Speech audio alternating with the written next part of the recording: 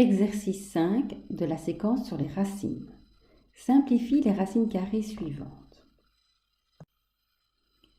Le but ici, c'est de décomposer les nombres en produits et de préférence à l'aide des nombres carrés parfaits. Racine de 8. 8, c'est égal à 2 fois 4. Pourquoi est-ce que j'ai choisi 4 ? D'abord parce que c'est la réponse et ensuite parce que ça fait partie des nombres carrés parfaits. Donc, je peux sortir le 4 sous forme de 2. Donc, racine de 8, c'est 2 racine de 2. Racine de 50. Je dois pouvoir faire quelque chose avec 25. En effet, racine de 50, c'est racine de 2 fois 25. Je peux donc sortir 5. Il reste racine de 2. Donc, 5 racine de 2. 5 racine de 24. 24, c'est 6 fois 4. Donc, je peux écrire 5 racine de 6 fois 4. Je fais sortir le 4 sous forme de 2. J'obtiens 2 fois 5 racine de 6. 2 fois 5, ça me donne 10. Donc, 10 racine de 6. Racine de 363. 363, c'est 3 fois 121. Je peux donc écrire racine de 3 fois 121. Je peux faire sortir hors de la racine mon 121 sous forme de 11. J'obtiens 11 racine de 3. Racine de 180. Je ne vois pas tout de suite avec quoi 180 peut se transformer dans mes carrés parfaits. Alors je vais le décomposer. 180, c'est 2 fois 90. 90, c'est 3 fois 30. 30, c'est 3 fois 10, mais au lieu d'écrire 10, je vais écrire 2 fois 5. Donc j'ai un couple de 3 et un couple de 2. Je vais pouvoir faire sortir un 3 et un 2, donc 6, et il reste 5. 6 racine de 5. Racine de 108, c'est pareil, je ne vois pas tout de suite, alors je décompose. 108, c'est 2 fois 54. 54, c'est 2 fois 27.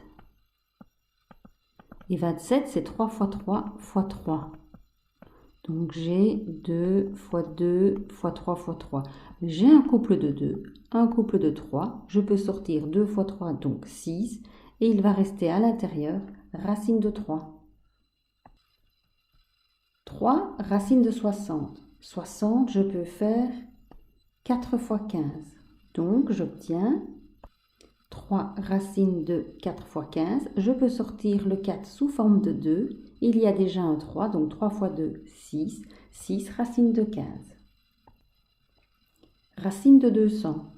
200, c'est 2 fois 100. Je peux faire sortir 100 sous forme de 10, donc 10 racine de 2. Racine de 5 exposant 4. 5 exposant 4, je peux le décomposer en deux paires, donc je vais sortir 5 au carré. Et 5 au carré donne 25.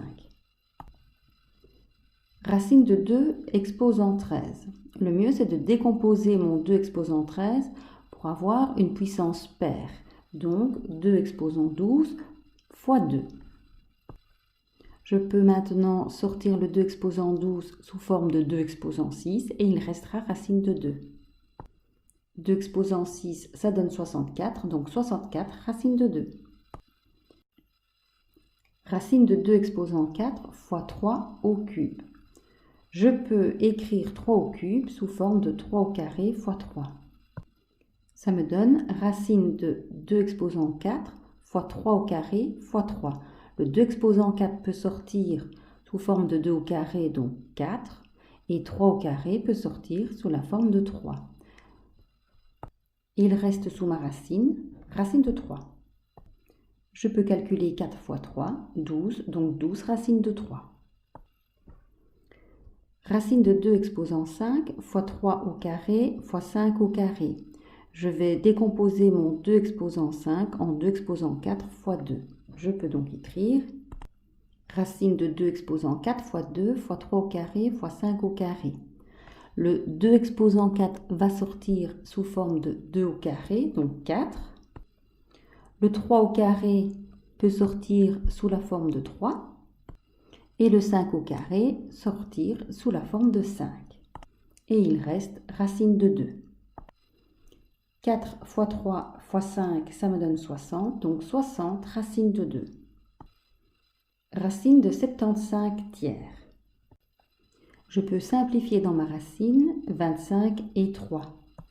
Car 75 divisé par 3, ça me donne 25. Donc racine de 25.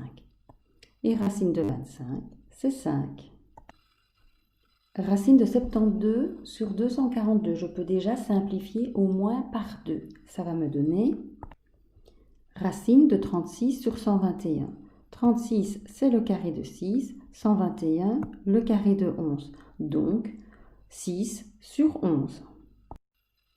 Racine de 8 sur 25. Ce qui m'intéresse, moi, c'est de sortir le plus vite possible la racine de 25 parce que c'est un carré. C'est le carré de 5.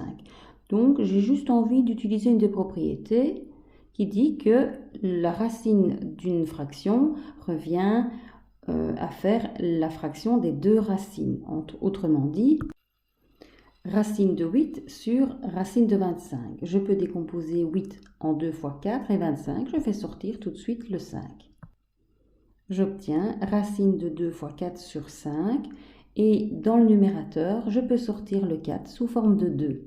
J'aurai donc 2 racines de 2 sur 5.